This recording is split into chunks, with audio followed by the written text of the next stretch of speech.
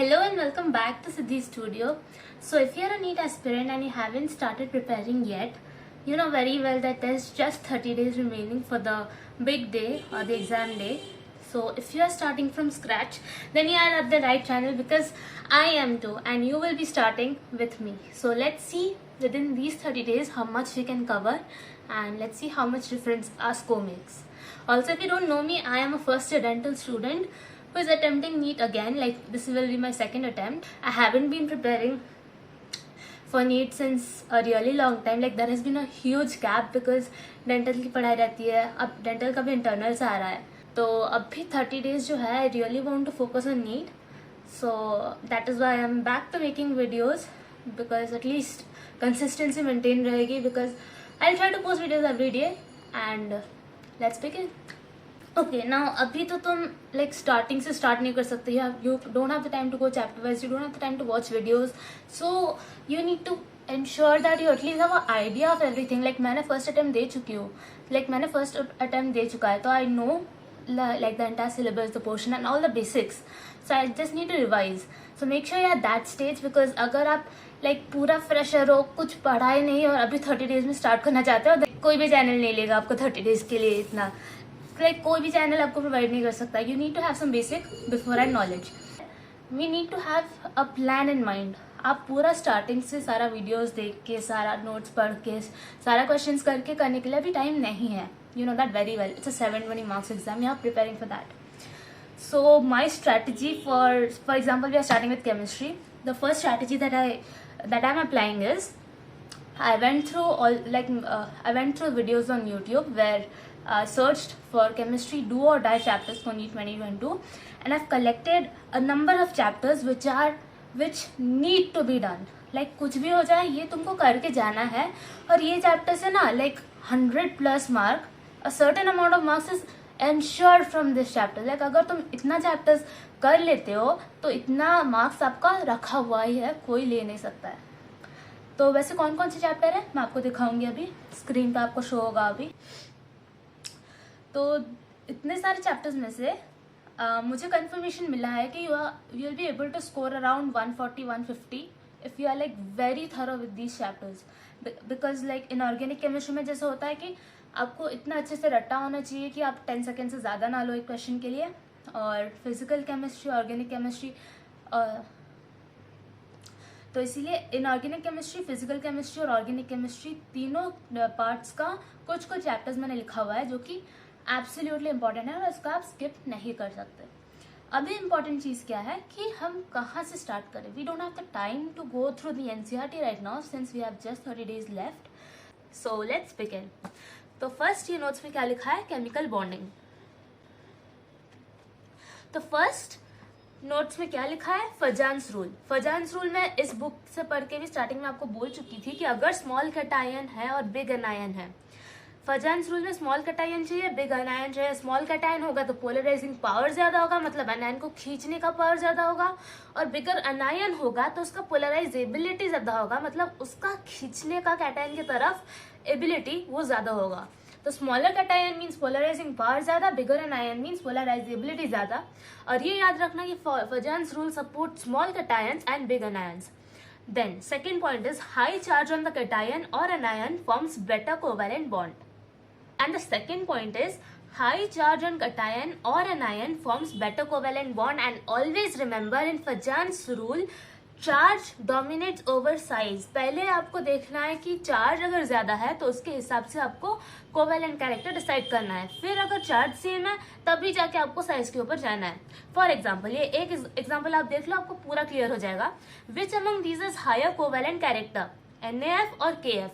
यहाँ पे चार्ज देखो, सोडियम का प्लस, K का प्लस, 1+1+, F ये एनायन तो सेम ही है, 1-1-, दोनों का चार्ज कंप्लीटली सेम है. ये देखो मैंने पॉइंट्स में एक्सप्लेन भी किया हुआ है यहाँ पे. Anion is common. Moving on to cation, the charge is same. So now determine the answer from the size of cation. Charge same है कि नहीं एक बार पहले देख लो. अगर चार्ज सेम है तो फिर जाके साइज पे जाओ और साइज को चेक करो. साइज में क्या, अगर कैटायन जो वाला कैटायन छोटा होगा उसका कोवेलेंट कैरेक्टर ज्यादा होगा. जो एनायन बड़ा होगा, अगर एनायन डिफरेंट होते तो उसका कोवेलेंट कैरेक्टर ज्यादा होता है। यहाँ पे सोडियम और पोटेशियम के अंदर साइज किसका छोटा होगा? Obviously sodium. तो आंसर क्या होगा ना? Sodium fluoride has more covalent character than potassium fluoride. Reason यहाँ पे लिखी हूँ मैं for better understanding of yours कि small cation equal to high polarising power which is equal to high covalent character. Now moving on to another example. अभी मान लो example के लिए सोडियम फ्लोराइड और मैग्नीशियम फ्लोराइड है। यहाँ पे पोटेशियम फ्लोराइड था, यहाँ पे मैग्नीशियम फ्लोराइड है। आपको डिफरेंस कहाँ पे दिख रहा है? सोडियम पे चार्ज 1+ होता है, मैग्नीशियम पे 2+ होता है। तो इधर चार्ज देखो, charge always dominates over size, और इधर चार्ज का डिफरेंस आ रहा है, तो जिसका ज्यादा चार्ज उसका ज्यादा कोवेलेंट कैरेक्टर। तो यहाँ पे मैग्नीशियम का ज्यादा चार्ज, सो सोडियम फ्लोराइड का कम covalent character than magnesium fluoride, और magnesium fluoride has a higher covalent character.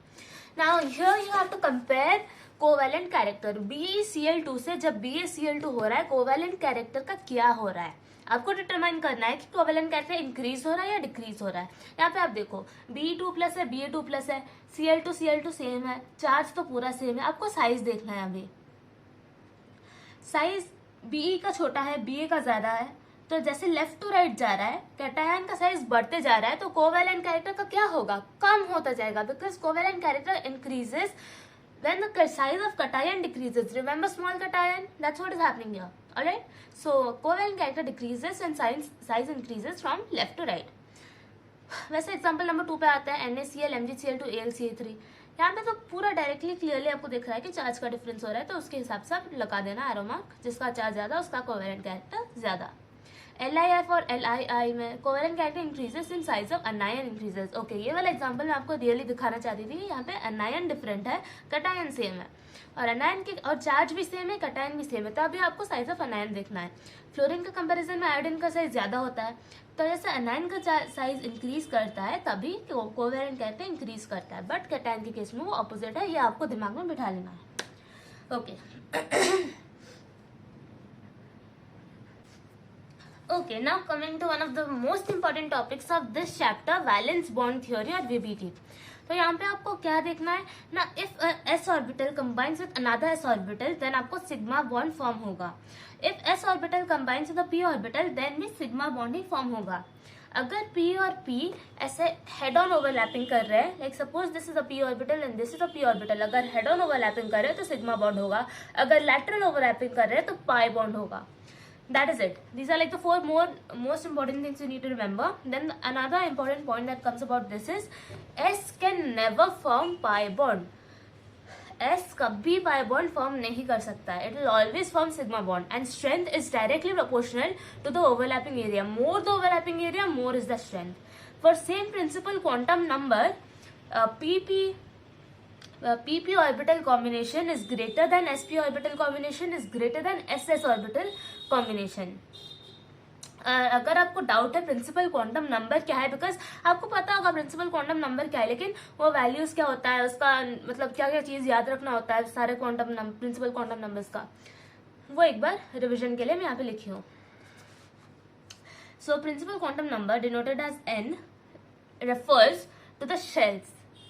ठीक है, तो अगर n इक्वल टू 1 है तो k शेल है, n इक्वल टू 2 तो l, n इक्वल टू 3 तो m, n इक्वल टू 4 तो n। प्रिंसिपल क्वांटम नंबर जो कि n है that refers to the shell number, right. उसका नंबर जो है वो शेल को रिप्रेजेंट करता है। मैं भी आपके साथ याद रख रही हूँ, right, we are studying together. Okay, so let's remember it. Principal quantum number n represents which shell, like the number represents the shell. Then we have azimuthal quantum number denoted as small l. It indicates the shape of the orbital. Azimuthal quantum number indicates shape of orbital, s orbital, p orbital, d orbital और f orbital, वो azimuthal quantum number determine करता है। So if l is equal to 0 s, if l equal to 1 p, if l equal to 2 d, if l equal to 3 f. Alright, तो एक बार याद कर लेते हैं ये वाला part. So principal quantum number n denotes the number of shell, denotes the shell number actually. N equal to 1k, n equal to 2l, n equal to 3m and n equal to 4n. Azimuthal quantum number indicates the shape of the orbital, l equal to 0s, l equal to 1p, l equal to 2d and l equal to 3f. Moving on, magnetic quantum number which is denoted as small m and l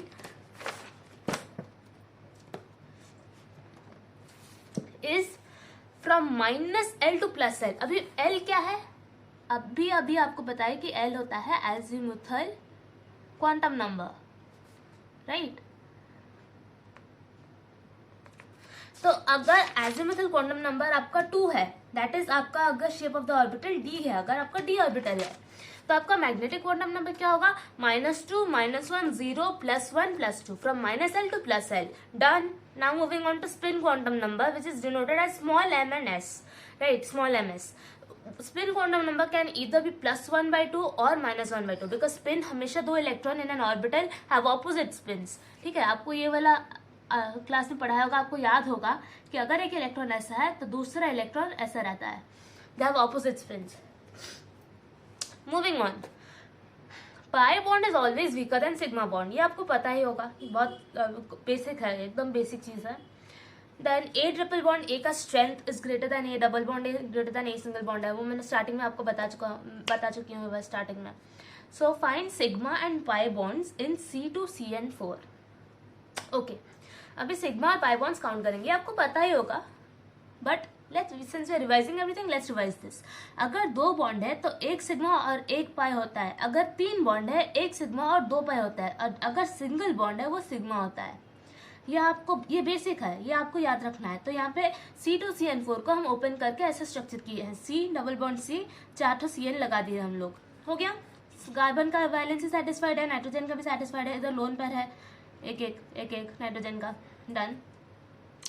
then यहाँ पे जो 3 bond है इसमें से 2 पाई 1 sigma, 2 पाई 1 sigma, 2 पाई 1 sigma, 2 पाई 1 sigma, 2 bond में से 1 sigma 1 पाई, single bond चारों में से सिग्मा सिग्मा सिग्मा सिग्मा। इसको अगर आप काउंट करोगे तो आपको 9 सिग्मा एंड 9 पाई बॉन्ड मिलेगा, और 4 lone pairs on each of the and 4 lone pairs 1 on each of the nitrogen atom. Coming to hybridisation, ये वाला भी बहुत इंपॉर्टेंट होता है। आप हाइब्रिडाइजेशन कैसे पता लगाओगे? एक आपको दिया हुआ है, एक आपको कंपाउंड दिया गया है, उसका आप हाइब्रिडाइजेशन कैसे पता लगाओगे कि वो sp है या sp2 है या sp3 है, sp3d है, sp3d2 है या sp3d3 है, वो आप पता कैसे लगाओगे? तो हाइब्रिडाइजेशन के लिए ये बहुत अच्छा ट्रिक मैंने यहाँ पे लिखा है। तो पहला चीज is, first thing is hybridisation निकालने के लिए find valence electrons of central atom. देखो नॉर्मली आपको तो सेंट्रल एटम का ही हाइब्रिडाइजेशन निकालना होता है, तो I have to find the valence electrons on the central atom. बहुत इजी, आप कर लोगे, ये आप तो बेसिक्स है, ये तो पढ़ा ही होगा। फिर सेकंड है find sharing electrons of the side atom. उसका साइड एटम में शेयरिंग इलेक्ट्रॉन्स कितना है, वो साइड एटम कितना इलेक्ट्रॉन शेयर कर रहा है, वो आप फाइंड करना है आपको। Find valence electrons of central atom, ये आपको अगर भी आपको याद नहीं ठीक से, यहाँ पे लिखी हूँ मैं, लिथियम का 1, बेरिलियम का 2, बोरॉन का 3, कार्बन का 4, नाइट्रोजन का 5, ऑक्सीजन का 6, फ्लोरीन का 7, ज़ेनॉन का 8। शेयरिंग इलेक्ट्रॉन में भी लिखी हूँ, for hydrogen and halogen atom they share 1 electron, oxygen shares 2 electrons, nitrogen shares 3 electrons. So you have to multiply accordingly. जैसे कि आप देख सकते हो CH4 है, hydrogen shares 1 electron and there are 4 atoms of hydrogen, so 4 sigma bonds, 4 bond pairs, alright. So now okay, इधर आते हैं वापस। अब हाइब्रिडाइजेशन कैसे निकालोगे? अब देखो, हाइब्रिडाइजेशन निकालने का बहुत तरीका है। यहाँ पे भी आपने एक तरीका पढ़ा था, किधर गया वो? हाँ, मतलब ये वाला टेबल्स, ये सारा टेबल टाइप ऑफ हाइब्रिडाइजेशन, ये आप बिना रट्टे कैसे पता लगाओगे? बिकॉज सब कुछ रटना इज नॉट पॉसिबल, और रटना भी इतना ईजी चीज नहीं है कि आप रट लिया आपको याद रह जाएगा एग्जाम में, आप करके आ जाओगे। नहीं, no, you have to learn the basics कि आपको करना कैसा है। तो थर्ड पॉइंट में हाइब्रिडाइजेशन का हम देखेंगे कि निकालेंगे कैसे hybridisation for a given compound. Hybridisation निकालने के लिए फर्स्ट कैलकुलेट उसमें कितना बॉन्ड पेयर्स है, दैट इज उसमें कितना सिग्मा बॉन्ड्स है, उसमें कितना लोन पेयर्स है, उसमें कितना अनपेयर्ड इलेक्ट्रॉन्स है, तीनों को ऐड कर लो। तीनों का एडिशन अगर 2 आता है तो हाइब्रिडाइजेशन sp है, अगर 3 आता है तो sp2 है, अगर 4 आता है sp3, अगर 5 sp3d, अगर 6 sp3d2 और अगर 7 sp3d3। अगर आपको इसमें कंफ्यूजन हो रहा है कि नंबर के हिसाब से आप कैसे याद रखोगे, ये बहुत सिंपल है। 2 ऑर्बिटल है तो ऑब्वियसली sp होगा, 3 है sp2 होगा, 4 है sp3 होगा, ये पूरा बेसिक से 5 है sp3d होगा, टोटल 5 ऑर्बिटल्स हुआ ना। तो ये वाला यहाँ पे कुछ याद रखने का नहीं है, यहाँ पे पूरा समझने वाला चीज है। अगर आपको एक कंपाउंड दिया गया है, उसका बॉन्ड पेयर निकालो, लोन पेयर निकालो, अनपेयर्ड इलेक्ट्रॉन निकालो, तीनों को ऐड करो, जो नंबर आया उसके हिसाब से हाइब्रिडाइजेशन निकाल के रख लो, वहां पे हो गया, उतना ही रहता है। अभी फॉर एग्जाम्पल, अभी आते हैं हम एग्जाम्पल सॉल्व करते हैं और ये चीज आपको पूरा क्लियर हो जाएगा, ठीक है। Like I love the way this sir has taught, like इतना अच्छे से ये एग्जाम्पल सॉल्व करवाई, मैंने यूट्यूब का लेक्चर का नोट्स है, बट ये बहुत अच्छे से हुआ है और आप एक बार पढ़ लो और आप खुद ही बोलो कि आपको अच्छे से समझ में आया है नहीं। एग्जाम्पल क्या है, CH4। आपको इसका हाइब्रिडाइजेशन निकालना है। आप कैसे निकालोगे, मैंने बोला था पहले बॉन्ड पेयर निकालो कितना है, फिर लोन पेयर निकालो कितना है, फिर अनपेयर्ड इलेक्ट्रॉन्स कितना है निकालो, और इसको ऐड करके जो भी नंबर आएगा यहाँ पे उसके हिसाब से हाइब्रिडाइजेशन निकालो। sp जो भी है, x लिख दिया यहाँ पे, sp(x) dy जो भी होगा, ओके। सो अभी CH4 के लिए हम कैसे निकालेंगे। CH4 में बॉन्ड पेयर्स कितना है आप कैसे पता लगाओगे। Bond pair basically refers to the number of sigma bonds. CH4 आप खुद ही देख लो, कार्बन के साथ 4 हाइड्रोजन अटैच्ड है। अब सिंगल बॉन्ड रहता है तो कौन सा बॉन्ड रहता है, सिग्मा बॉन्ड रहता है, मतलब ये कौन सा पेयर हुआ, बॉन्ड पेयर हुआ। कितना तो बॉन्ड पेयर हुआ, 1 2 3 4 4 बॉन्ड पेयर हुआ, राइट। अगर ये वाला पार्ट आपको थोड़ा कंफ्यूजिंग लगे, एक बार बैक करके और एक बार सुन लो, 4 बॉन्ड पेयर ही हुआ। लोन पेयर कितना है, कुछ भी लोन पेयर नहीं है, हाइड्रोजन का 1 इलेक्ट्रॉन रहता है वो शेयर हो गया, कार्बन का 4 रहता है 4 हाइड्रोजन के साथ शेयर हो गया। लोन पेयर कितना हुआ, 0। अनपेयर्ड इलेक्ट्रॉन कुछ नहीं है, तो Bp plus Lp plus Up is equal to कितना, 4 आया। 4 आया मतलब क्या होगा, sp3, 3 + 1 4, 4 ऑर्बिटल हो गया, okay. So this is how you have to actually do it. तो ये वाला मैंने आपको समझाने के लिए पूरा डिटेल में समझा लिया है। अब अगर कंपाउंड बहुत कॉम्प्लेक्स होगा और आप स्ट्रक्चर वगैरह नहीं बना सकते, तो इसलिए सर ने यहाँ पे एक फॉर्मूला लिखा है कि जब जैसे CH4 रहता है, फॉर्मूला मतलब आपको रटना नहीं है, बस देख लो एक बार। कार्बन का वैलेंस इलेक्ट्रॉन कितना रहता है, 4, ठीक है, माइनस यहाँ पे कितना हाइड्रोजन है, 4 is equal to 0। So this ये 0 कौन सा, इक्वल टू 0 इलेक्ट्रॉन्स, ये नंबर ऑफ इलेक्ट्रॉन्स है, दैट मीन्स 0 लोन पेयर। अगर यहाँ पे बहुत कॉम्प्लिकेटेड कंपाउंड होता तो आप ऐसे डायग्राम बना के नहीं निकाल पाते, तो इसीलिए ये वाला है कि अब आप वैलेंस इलेक्ट्रॉन ले लो, number of valence electron minus number of, यहाँ पे जो लिखी थी मैं शेयरिंग इलेक्ट्रॉन तो साइड एटम, ये क्यों लिखी थी, इसके लिए लिखी थी। हाइड्रोजन का 4 है तो 4 0 ले लो, 0 इलेक्ट्रॉन्स हो गया तो 0 लोन पेयर होगा। बॉन्ड पेयर कितना है, 4 है, ये वाला तो सिग्मा बॉन्ड का रेफर करता है, तो 4 + 0 + अनपेयर्ड इलेक्ट्रॉन 0 है तो 4 है, तो sp3 done. This is how you do it. और एक बार कंफर्म करने के लिए आप ये तरीका अप्लाई कर सकते हो। This is the basic understanding part, क्या ऐसे ऐसे चीजें हुआ है, और ये वाला आपको जल्दी सॉल्व करने के लिए क्वेश्चन, बिकॉज ऑब्वियसली एग्जाम में आपको क्वेश्चंस जल्दी भी सॉल्व करने हैं, along with being mindful about the questions, right? So number 2 क्या है, एग्जाम्पल NH3 है। N का कितना ठो वैलेंस इलेक्ट्रॉन से सेंट्रल एटम में आप बताओ, 5 माइनस शेयरिंग इलेक्ट्रॉन कितना है साइड एटम का, 3, 5 - 3। और ये शेयरिंग इलेक्ट्रॉन आप 3 क्यों लिख रहे हो, उसके पीछे भी कॉन्सेप्ट समझो। अगर यहाँ पे ऑक्सीजन होता तो 2 × 3 होता, ठीक है। हाइड्रोजन कितना इलेक्ट्रॉन शेयर करता है, 1 electron, that is why it's 1 × 3 which is equal to 3। You have to remember, like you don't have to remember this, you have to understand. आप समझ जाओ, आप खुद कर लोगे। 3 क्यों लिख रहे हो, बिकॉज हाइड्रोजन शेयर्स 1 इलेक्ट्रॉन। अगर हाइड्रोजन की जगह पे ऑक्सीजन था, अगर हाइड्रोजन की जगह ऑक्सीजन होता तो आप 2 × 3 करते, because oxygen shares 2 electrons, right. So यहाँ पे कितना आया, 5 - 3 = 2 इलेक्ट्रॉन्स आया। 2 इलेक्ट्रॉन्स मतलब कितना lone pair, 1 lone pair, obviously 1 pair में 2 इलेक्ट्रॉन होता है तो 1 लोन पेयर है। सो अभी हम क्या निकालेंगे, hybridisation. So number of bond pairs कितना है, 3, साइड एटम का ही बॉन्ड पेयर सिग्मा बॉन्ड होता है, 3 प्लस कितना लोन पेयर है, 1 लोन पेयर। कितना अनपेयर्ड इलेक्ट्रॉन है, कुछ भी अनपेयर्ड इलेक्ट्रॉन नहीं है। अब आप पूछोगे कि नाइट्रोजन के ऊपर तो 2 इलेक्ट्रॉन है ना, तो वो तो लोन पेयर हो गया ना, ये जो आप लोन पेयर निकाले यही दोनों तो इलेक्ट्रॉन है। तो यहाँ पे अनपेयर्ड इलेक्ट्रॉन कुछ है क्या, ऐसा कोई भी इलेक्ट्रॉन है जो कि पार्टिसिपेट नहीं कर रहा है बॉन्ड फॉर्मेशन पे या फिर लोन पेयर फॉर्मेशन पे, ऐसा नहीं है। तो यहाँ पे 0 इज इक्वल टू 4, 4 मतलब क्या होगा, sp3 done. Okay, moving on, we have HCO2F2। अभी ये वाला सिंपल कंपाउंड्स है, ये वाला थोड़ा कॉम्प्लेक्स आ गया, तो इधर आपको पूरा स्ट्रक्चर ड्रॉ करने के बाद निकालने के लिए आपको बहुत टाइम लगेगा। इतना टाइम नहीं होता एग्जाम के लिए, एग्जाम में आपको पता है 720 मार्क्स का पेपर है, 3 घंटा है। सिर्फ 3 घंटा और 720 marks. So you have to be very careful about कितना टाइम आप स्पेंड करते हो एक क्वेश्चन के पीछे. तो XeO2F2 है, तो इसमें आप क्या करोगे, Xe का वैलेंस इलेक्ट्रॉन्स कितना है 8 obviously. 8 minus number of shared electrons of the side atoms. तो अभी 8 माइनस ये ब्रैकेट दे दो बिकॉज ये वाला तो मेन है, इसका माइनस ये दोनों का आपको करना है शेयर्ड इलेक्ट्रॉन्स. ऑक्सीजन कितना इलेक्ट्रॉन शेयर करता है, मैं अभी बोली थी 2. कितना तो ऑक्सीजन है, 2 है तो 4. फ्लोरीन कितना तो करता है, हाइड्रोजन शेयर 1 इलेक्ट्रॉन, तो कितना तो फ्लोरीन है 2 है, तो कितना होगा 2. 8 माइनस 6 इज कितना 2. 1 लोन पेयर. बॉन्ड पेयर्स कितना 2 + 2 4 बॉन्ड पेयर्स. निकाला गया हाइब्रिडाइजेशन 4 + 1 + अनपेयर्ड इलेक्ट्रॉन कुछ है क्या, कुछ भी अनपेयर्ड इलेक्ट्रॉन नहीं है, लोन पेयर में ही आ गया वो. 0 अनपेयर्ड इलेक्ट्रॉन, सो 5 मतलब क्या होगा sp3d. 5 ऑर्बिटल्स, s p से 3 4 d 1 5.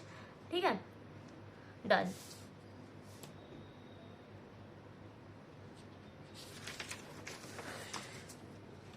अभी एक और टाइप का आपको एग्जांपल दिखाती हूँ.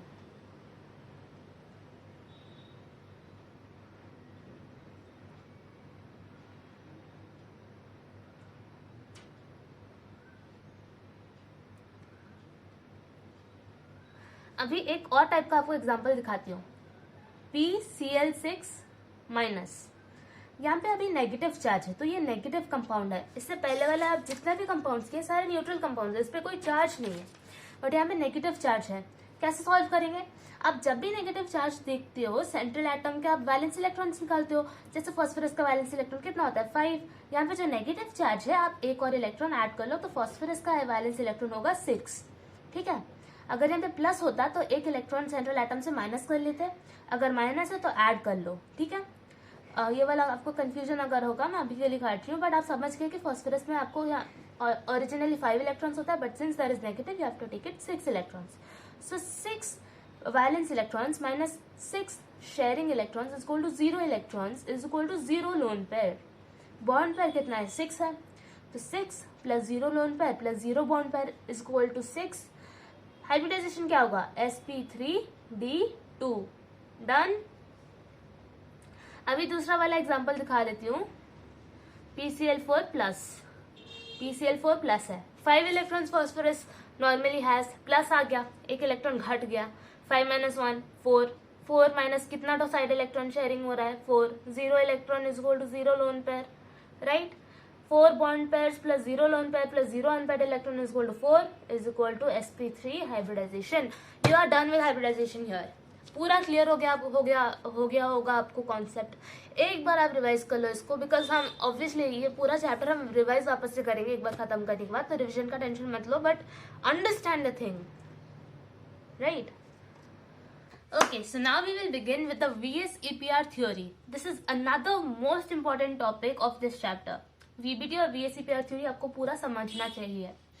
तो VS-EPR थ्योरी में आप एक चीज याद रखना कि लोन पेयर का रिपल्शन मैक्सिमम होता है, लोन पेयर बॉन्ड पेयर का उससे कम होता है, और बॉन्ड पेयर का रिपल्शन मिनिमम होता है. सबसे कम बॉन्ड पेयर का रिपल्शन होता है, सबसे मैक्सिमम LP या लोन पेयर का होता है.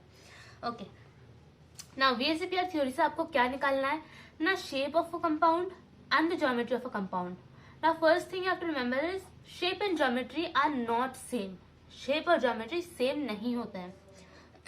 आप जब शेप ड्रॉ करते हो आप लोन पेयर नहीं दिखाते हो, बट आप जब ज्योमेट्री ड्रॉ करते हो तब आप लोन पेयर दिखाते हो. और तो शेप में काउंट होता है लोन पेयर, बट ड्रॉ करते वक्त आप दिखाते नहीं हो, ज्योमेट्री में आप दिखाते हो. ऑलराइट, अभी आप शेप और ज्योमेट्री ऑफ अ कंपाउंड कैसे डिटरमाइन करोगे. Now this is again related to the first part that we have seen कि आप कैसे बॉन्ड पेयर और लोन पेयर निकालना है, बिकॉज शेप और ज्योमेट्री डिटरमाइन करने के लिए भी आपको बॉन्ड पेयर और लोन पेयर का काउंट चाहिए ही चाहिए. Alright, now we will start with bond pair, lone pair and geometry and shape. So now we will start with bond pair, lone pair and shape. Suppose एक compound दिया गया है, bond pair is the number of sigma bonds, remember that. उसका अगर bond pair है 2 और lone pair है 0, shape क्या होगा, जाहिर सी बात सेंट्रल एटम पे 2 कंपाउंड लगे हुए हैं, लोन पेयर कुछ है नहीं, शेप क्या होगा linear. Right, now bond pair अगर 2 है और लोन पेयर अगर 1 है तो शेप क्या होगा बेंट. यहाँ पे मैं सजेस्ट करूंगी आपको अपना एनसीईआरटी बुक खोल के रखिए, वो जो टेबल दिया गया है उसको एक बार रेफर करिए, ताकि आप देख सकते हो कि लीनियर कौन सा शेप है, बेंड कौन सा शेप है, अगर आपको क्लियर नहीं है तो। ठीक है, बिकॉज ये सब आपको पूरा याद रखना है, पूरा रट्टा होना चाहिए। अगर बॉन्ड पेयर 2 है और लोन पेयर 2 है, शेप कौन सा होगा? वही बेंड ही होगा, राइट। अगर बॉन्ड पेयर 2 है और लोन पेयर 3 है, शेप कौन सा होगा? लीनियर होगा। Remember 3 lone pairs and 2 bond pairs होगा तो लीनियर होगा। So we'll revise this much first कि when bond pairs are 2, bond pair 2 fixed है, आपका लोन पेयर चेंज हो रहा है, तो जब 2 बॉन्ड पेयर है और कोई लोन पेयर है ही नहीं तो linear. 2 bond pair 1 lone pair तो bent, 2 bond pair 2 bond pair तो बेंड, 2 बॉन्ड पेयर और 3 लोन पेयर तो वापस से लीनियर होगा। अभी हम आते हैं 3 बॉन्ड पेयर। जब 3 बॉन्ड पेयर होगा और 0 लोन पेयर होंगे तब शेप क्या होगा आपका? तब आपका शेप होगा ट्रायगोनल प्लेनर, राइट। जब 3 बॉन्ड पेयर होंगे, 1 लोन पेयर होगा, आपका होगा ट्रायगोनल पिरामिडल, राइट। जब 3 बॉन्ड पेयर होंगे और 2 लोन पेयर होंगे तो आपका होगा टी शेप। आप चिंता मत कीजिए, मैं अभी अपना बुक खोल के आपको साइड में साइड कंपेयर करके दिखाऊंगी। ये वाला चीज तो आपको मिनिमम 5-6 बार या 10 बार तो पढ़ना है, बिकॉज ये वाला सब रट्टा होना चाहिए। ये इधर रहा शेप, इधर रहा ज्योमेट्री, ये आपको पूरा रट्टा होना चाहिए। तो ये फर्स्ट रिविजन हम कर रहे हैं। 3-2 होगा तो T shape. Coming to 4 bond pairs and 0 lone pairs, we have tetrahedral shape. Remember it's shape not geometry. Tetrahedral shape. 4 bond pairs and 1 lone pair, we have seesaw shape. 4 bond pairs and 2 lone pairs, we have the square planar shape. आप भी मेरे साथ लिखते जाइए, लिखने से याद रह जाता है। 5 bond pair 0 lone pair, we have trigonal bipyramidal, I'm writing TBP. 5 bond pair 1 lone pair square pyramidal. 6 bond pair 0 lone pair octahedral. 6 bond pair 1 lone pair distorted octahedral and 7 bond pair 0 lone pair, we have PBP और pentagonal bipyramidal. Don't worry, we are going to do this again, इसलिए मैंने थोड़ा जल्दी जल्दी में कर लिया। अभी मैं आपको वो डायग्राम दिखाना चाहती हूँ, इसीलिए ओके। तो मैंने अभी खोल लिया वो वाला डायग्राम अपने लैपटॉप पे, मैं खोल चुकी हूँ।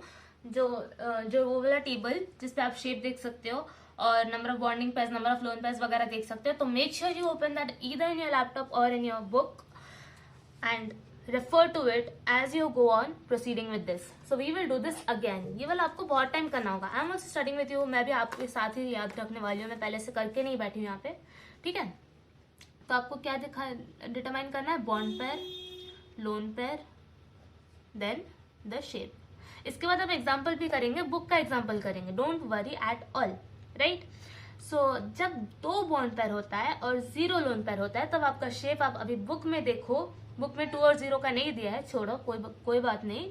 ये नेचुरल सी चीज है कि 2 बॉन्ड पेयर है, कोई लोन पेयर है ही नहीं, तो शेप तो जाहिर सी बात लीनियर होगा। 2 बॉन्ड पेयर 1 लोन पेयर, अभी बुक में देखो कौन सा शेप है।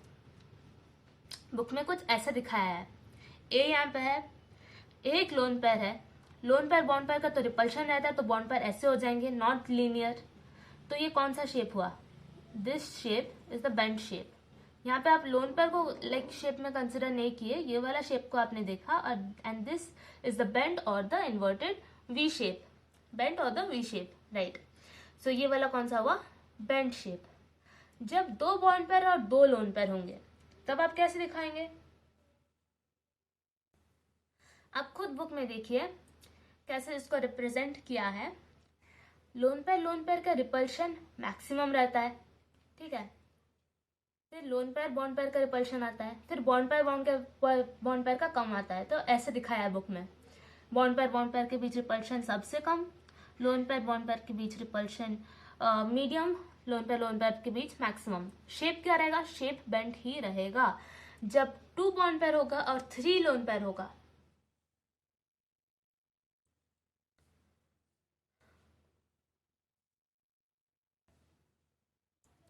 जब 2 बॉन्ड पेयर होगा और 3 लोन पेयर होगा, और एक लोन पेयर किधर आएगा?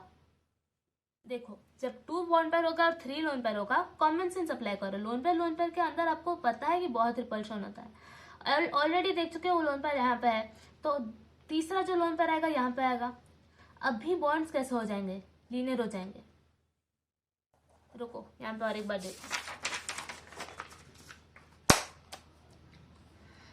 ये ए है, ये वाला एक लोन पेयर, ये वाला एक लोन पेयर, ये वाला एक लोन पेयर हो गया।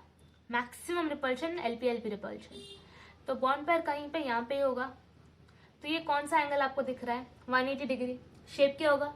लीनियर। डन। 2 बॉन्ड पेयर्स का हमने सारा शेप कर लिया, 0 1 और 2 लोन पेयर्स के लिए, 2 bond pair and 0 1 2 lone pair. Now we start with 3 bond pairs. When there are 3 bond pairs and 0 lone pairs or like no lone pairs, then क्या होगा? Trigonal planar. Obviously एक atom यहाँ पे है, एक यहाँ पे, एक यहाँ पे, एक यहाँ पे, ये एक ट्राइंगल है and it lies in the plane of the paper, so it is trigonal planar, like trigonal planar, right? Then we have 3 bond pairs and 1 lone pair. ये तीनों बॉन्ड पेयर अपने अपने जगह पे थे, ये तीनों बॉन्ड पेयर अपने अपने जगह पे थे, एक लोन पेयर आके बीच में घुस गया और रिपल्शन करेगा। तो कैसे चेंज होगा शेप हम देखते हैं, आओ देखो। यहाँ पे है ये वाला सेंट्रल एटम है यहाँ पे। अब ये वाला बुक में आप प्रेफर करो, ए के साथ यहाँ पे 3 बॉन्ड पेयर है, एक लोन पेयर इधर हो गया, ठीक है। तो इसको हम कौन सा शेप बोलेंगे? Trigonal pyramidal. Trigonal pyramidal shape है ये, trigonal pyramidal, right. Then we have 3 bond pairs and 2 lone pairs. 3 bond pairs, 2 lone pairs. इसका हम शेप देख लेते हैं एक बार बुक में। यस, बुक में दिया गया है। 2 लोन पेयर है, मैक्सिमम रिपल्शन तो लोन पेयर के बीच ही होंगे। पहले लोन पेयर ड्रॉ कर लो और उसका रिपल्शन ड्रॉ कर लो, फिर बॉन्ड पेयर ड्रॉ कर लो। कौन सा शेप ये आपको लग रहा है? टी शेप है कि नहीं? तो 3 बॉन्ड पेयर और 2 लोन पेयर होगा तो टी शेप ही होगा, ठीक।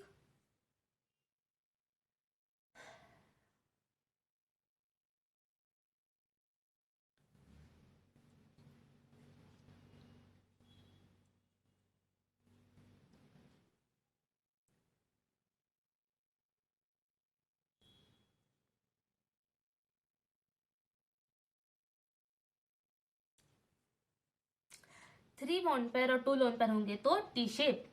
अभी वापस से ये वाला रिवाइज कर लेते हैं। जब 3 बॉन्ड पेयर होगा और कोई लोन पेयर होगा ही नहीं, तो ये वाला तो आपको याद करना ही नहीं है। कॉमन लॉजिक लगा के आप सोच सकते हो कि ट्राइगोनल होगा, प्लेनर होगा, because plane of the paper में लाई करेगा, तो ट्राइगोनल प्लेनर ये वाला हो गया। जब 3 बॉन्ड पेयर होगा और एक लोन पेयर आएगा, तो तीनों बॉन्ड एक तरफ हो जाएंगे, एक लोन पेयर एक तरफ हो जाएगा, तो ट्राइगोनल पिरामिडल हो जाएगा। जब 3 बॉन्ड पेयर और 2 लोन पेयर आ जाएगा तो सीधा टी शेप हो जाएगा, बिकॉज यहाँ पे देखो और एक यहाँ पे अगर लोन पेयर आ गया तो ये ग्रेजुअली बॉन्ड पेयर शिफ्ट करते करते टी शेप में आ जाएंगे। डन। 3 बॉन्ड पेयर वाला सारे सिचुएशंस और सारा conditions done. Moving on to 4 bond pair. When you have 4 bond pair and you have 0 lone pair, shape क्या होगा? टेट्राहेड्रल। सी यहाँ पे एक central atom, bond pair bond pair bond pair bond pair and this is the tetrahedral. नहीं, इसको trigonal bipyramidal मत बोलना, this lies in the same plane, it's a tetrahedral shape, right. So 4 and 0 में the shape is tetrahedral. 4 and 1 जब हो जाएगा lone pair, lone pair आएगा तो रिपल्शन बढ़ेगा। बॉन्ड पेयर का तो बहुत कम रिपल्शन होता है, तो वो प्लेन में ही रह जाता है, प्लेन ऑफ द पेपर में। जब लोन पेयर आएगा रिपल्शन बढ़ेगा तो द शेप चेंजेस ना। अभी 4 और 1 में कौन सा शेप होगा? 4 बॉन्ड पेयर से एक लोन पेयर आ गया। सपोज 4 यहाँ पे एक लोन पेयर आएगा, ठीक है। सपोज यहाँ पे एक लोन पेयर हम लगा लेते हैं, तो ये वाला जो बॉन्ड पेयर है, लोन पेयर बॉन्ड पेयर का रिपल्शन बहुत ज्यादा है, तो ये बॉन्ड पेयर नीचे आएगा, तो ये सब ग्रेजुअली शिफ्ट करेंगे, तो ultimately what will be the shape? यहाँ पे एक लोन पेयर, यहाँ पे एक, ये शिफ्ट करके नीचे, यहाँ पे एक, ये शिफ्ट करके साइड में एक, ये शिफ्ट करके साइड में एक, and this is the seesaw shape. अगर कहीं पे भी आपको डाउट होता है कि कैसे निकालो, आप ये ऐसे फॉर्मूला तोड़ के, मतलब ऐसे कंपाउंड को तोड़ के आप एक बार कंफर्म कर लेना, नहीं तो बेटर होगा, सबसे बेस्ट होगा कि आप याद रखो 4 और 0 में टेट्राहेड्रल, 4 and 1 में सीसॉ शेप। जब 4 बॉन्ड पेयर है और 2 लोन पेयर है, तब शेप क्या होगा? 2 लोन पेयर आ गया, अभी और एक लोन पेयर इस साइड में जोड़ लो, तो इसका बॉन्ड यहाँ पे थोड़ा नीचे खिसकेगा, ये वाला भी थोड़ा नीचे खिसकेगा, राइट? नहीं, wrong. Okay, so how the book has done it is, book is showing 4 bond pair in this manner and lone pair in this manner. So what is this? This is square planar because this thing lies in the plane of the paper. Done. 4 and 0 में tetrahedral, 4 and 1 में seesaw shape, 4 and 2 में आपका square planar. अभी 5 bond pairs and 0 lone pairs, trigonal bipyramidal. 5 bond pairs है, 0 lone pairs है.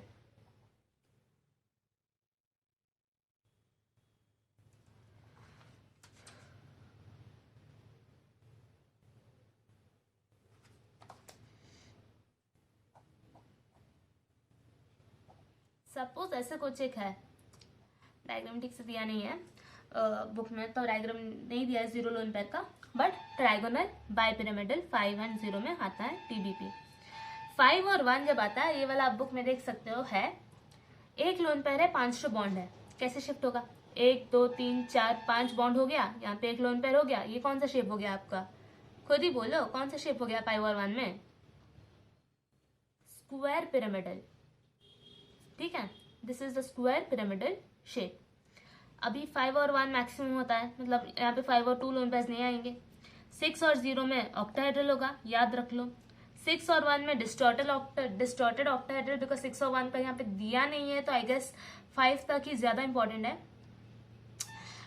फिर भी आप याद रख लो, 6 में ऑक्टाहेड्रल और 6 और 1 में डिस्टॉर्टेड ऑक्टाहेड्रल, 7 और 0 में pentagonal bipyramidal, and you are done. सबसे इंपॉर्टेंट आई गेस 5 और 1 तक है, because that is what till this limit NCERT has referred.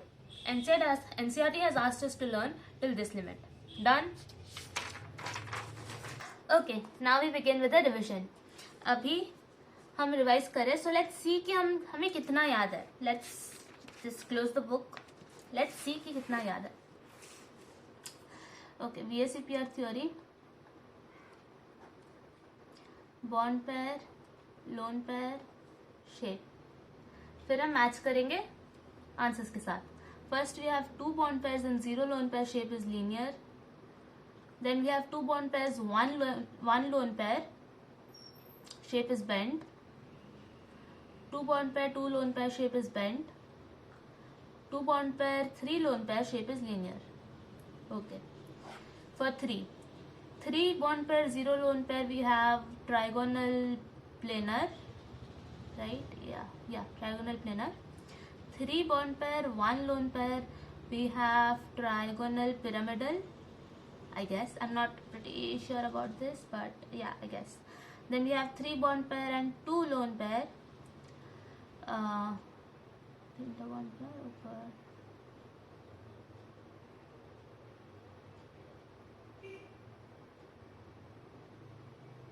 I don't remember this. Sorry. Let me try doing it. We have 1 central atom, 2 lone pair, 3 bond pair. Seesaw. देखा? एक बार करके देख लो तो आपको याद आ जाता है. फिर 4 bond pair and 0 lone pair, we have square planar.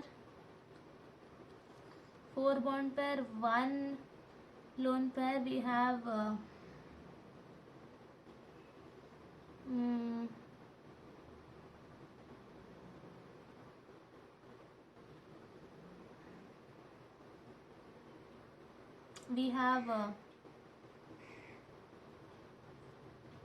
sorry, this is T shape. I'm so sorry. This is T shape.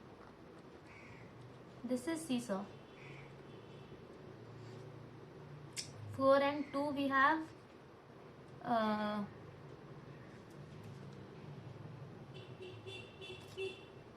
4 and 2 में क्या था?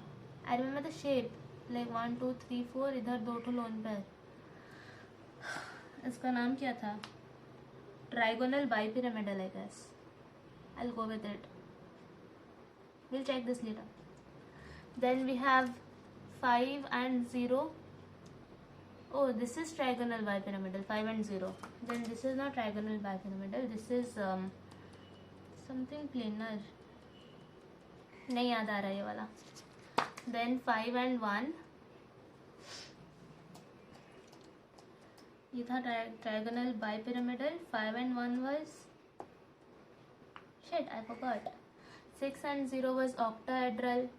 6 and 1 was distorted octahedral. 7 and 0 was pentagonal bipyramidal. I remember these.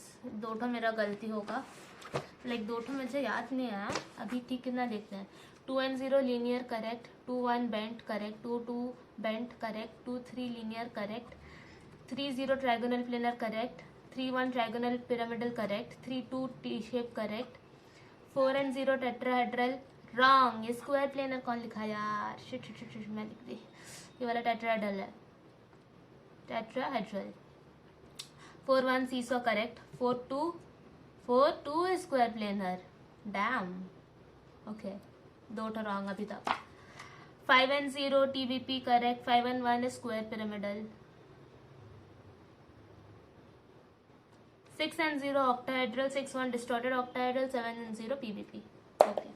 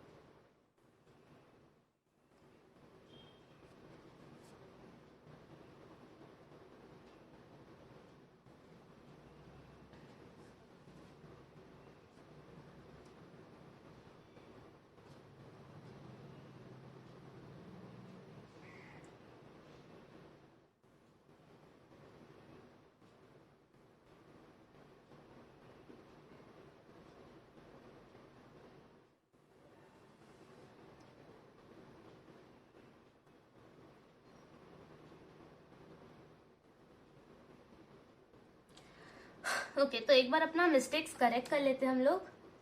अपना पहला mistake क्या था? 4 और 0 में tetrahedral होगा, स्क्वायर प्लेनर नहीं होगा. ऐसे नहीं होगा, टेट्राहेड्रल होगा 4 और 0 में. 4 और 2 में स्क्वायर प्लेनर होगा. फिर अपना ये गलत था. 5 और 1 में स्क्वायर प्लेनर होगा, square pyramidal. Sorry I am so sorry. 5 और 1 में स्क्वायर पिरामिडल होगा. Okay, let's attempt this test again.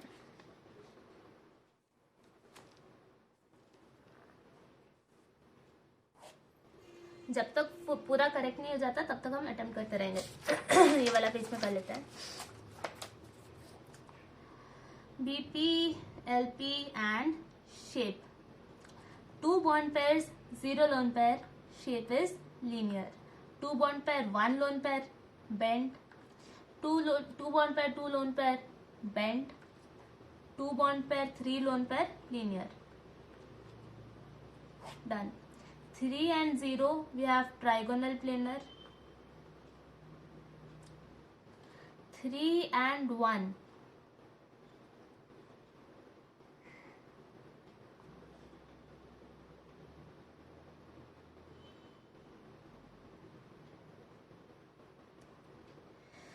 3 and 1 क्या था? Let's do this and see. First we have trigonal planar. Shit, I forgot. हाँ, 3 and 1 था trigonal pyramidal. Then we have 3 and 2 which is T shape. तीनों नीचे आ जाएंगे, यहाँ पे दो तो लोन पे रह जाएगा तो T shape. 4 and 0 was tetrahedral. 4 and 1 was let me see what was 4 and 1. 4 and 1 was seesaw. 4 and 2 was square planar. 5 and 0 was TBP. 5 and 1 was square pyramidal. 6 and 0 octahedral. 6 1 distorted octahedral. 7 and 0 PBP. Let's match. 2 0 linear. 2 1 bent. 2 2 bent. 2 3 linear. Trigonal. 3 0 trigonal planar. 3 1 trigonal pyramidal. 3 2 T shape. 4 0 tetrahedral. 4 1 seesaw. 4 2 square planar. 5 0 TBP. 5 1 square pyramidal. 6 0 octahedral. 6 1 distorted octahedral and 7 0 PBP. Done. मेरा ये वाला done है. So I'll move on to geometry part now. अगर आपका ये वाला part done नहीं है अभी तक, अगर आपका सारा करेक्ट नहीं आया, then pause the video right now right here, एक बार और ट्राई करो सारा लिख के अटेम्प्ट करने के लिए, एक बार पूरा करेक्ट हो जाए, then play the video and move again. Okay, now done with VSEPR theory, we are moving on to the geometry part. Now we are not done with the VSEPR theory, we are done with the shape part. Moving to the geometry or the structure, it is based on the position of lone pair like I had told before. Note, geometry and shape are two different things, right? तो अभी geometry वाला part आपको कैसे याद रखना है, सब bond pair और लोन पेयर का खेल है, ये तो आप पकड़ के ही चलो. बॉन्ड पेयर और लोन पेयर अगर 2, 3, 4, 5, 6, 7 हुआ, उसके अकॉर्डिंग आपको ज्योमेट्री मिल जाएगा. तो बॉन्ड पेयर लोन पेयर निकालने का तरीका आपको पता होना चाहिए, जो कि आपको स्टार्टिंग से पता है. बस वो आ गया तो ये चैप्टर आप खेल गए, हो जाएगा ये. ठीक है, 2 होगा तो लीनियर, 3 होगा तो ट्रायगोनल प्लेनर, 4 होगा तो टेट्राहेड्रल, 5 होगा तो टीबीपी, 6 होगा तो ऑक्टाहेड्रल, 7 होगा तो PBP. This is basically for 2 and 0.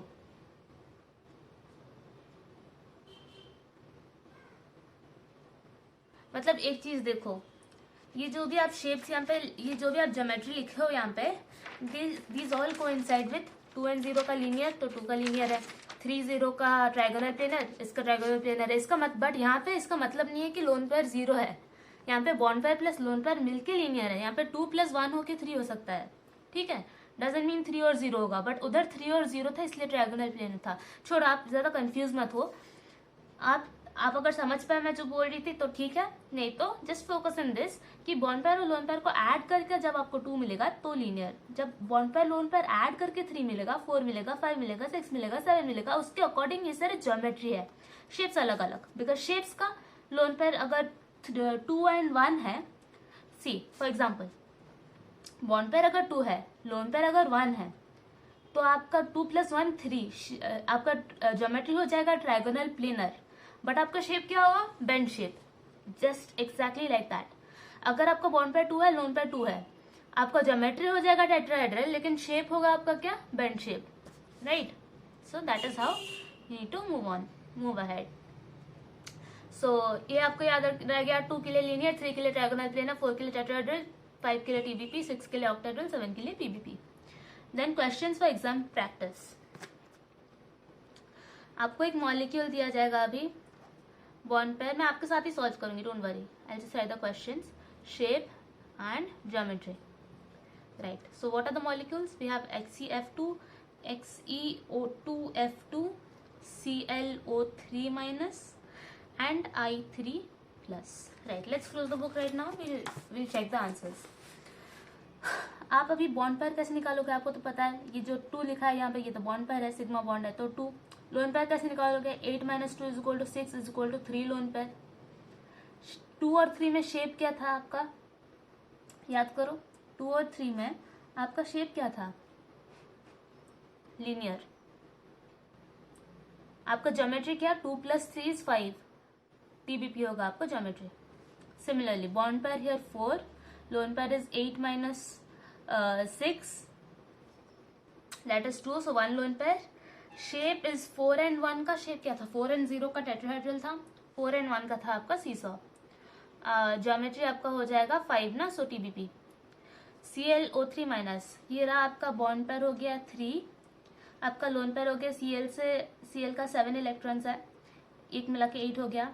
8 - 6 2, so 1 lone pair. 3 and 1 का आपका शेप क्या था, 3 and 0 का ट्रायगोनल प्लेनर था, 3 and 1 का ट्रायगोनल पिरामिडल था, पिरामिडल. ज्योमेट्री क्या है, 3 + 1 = 4, 4 का कौन सा ज्योमेट्री होता है, टेट्राहेड्रल. I3+ को आप सॉल्व कैसे करोगे, I2+ लिखोगे. आयोडीन का कितना इलेक्ट्रॉन्स होता है, 7, एक प्लस हो गया तो क्या होगा, 6 होगा, एक इलेक्ट्रॉन कम हो गया. सो बॉन्ड पेयर कितना है, 2, लोन पेयर कितना है, 6 - 2 4, 2 लोन पेयर. 2,2 में क्या होता है, शेप बेंड शेप होता है. 2 + 2 4, 4 कौन सा शेप होता है, tetrahedral. Let's match it now.